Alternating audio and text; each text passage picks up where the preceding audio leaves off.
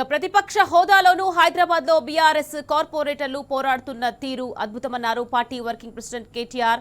ఎప్పటికప్పుడు ప్రజా సమస్యలపై పోరాటం చేయడం అభినందనీయమన్నారు. ఇక తెలంగాణ భవన్లో బీఆర్ఎస్ పార్టీ జీహెచ్ఎంసీ కార్పొరేటర్లతో కేటీఆర్ సమావేశమయ్యారు. రేపు కౌన్సిల్ చివరి సమావేశంలో అనుసరించాల్సిన వ్యూహంపై కార్పొరేటర్లకు దిశానిర్దేశం చేశారు.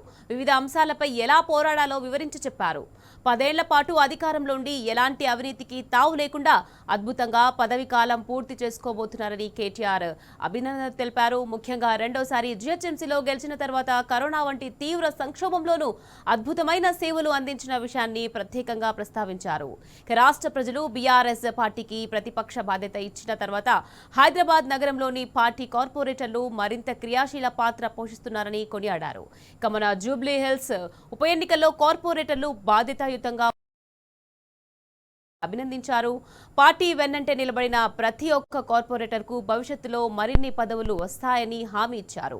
ఇక కార్పొరేటర్లు భవిష్యత్తులో జరిగే ఎన్నికను తమ ఎన్నికగా తీసుకోవాలన్నారు. పార్టీ అందరినీ తిరిగి గెలిపించుకుంటుందని భరోసానిచ్చారు. ఇక మహిళా రిజర్వేషన్లు, నియోజకవర్గాల పునర్విభజన వంటి అంశాల నేపథ్యంలో కార్పొరేటర్లకు రానున్న కాలంలో మంచి భవిష్యత్తు ఉంటుందన్నారు కేటీఆర్. ఇక ఈ సమావేశంలో మాజీ మంత్రులు తలసాని శ్రీనివాస్ యాదవ్, సబితా ఇంద్రారెడ్డి, జీహెచ్ఎంసీ పరిధిలోని ఎమ్మెల్యేలు, ఎమ్మెల్సీలు, ఇతర ప్రజాప్రతినిధులు పాల్గొన్నారు.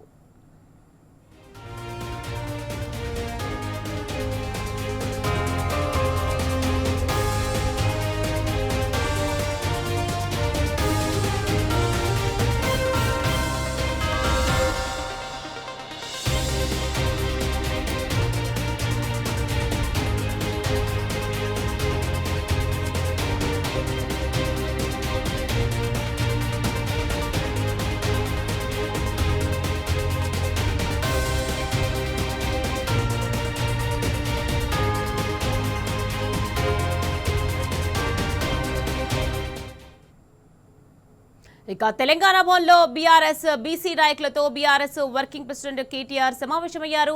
మాజీ మంత్రి హరీష్ రావు, మండలి డిప్యూటీ చైర్మన్ బండ ప్రకాష్, శాసన మండలి ప్రధాన ప్రతిపక్ష నేత మధుసూదనాచారి, మాజీ మంత్రులు తలసాని శ్రీనివాస్ యాదవ్, శ్రీనివాస్ గౌడ్, పలువురు ఎమ్మెల్యేలు, ఎమ్మెల్సీలు, ప్రజాప్రతినిధులు పాల్గొన్నారు.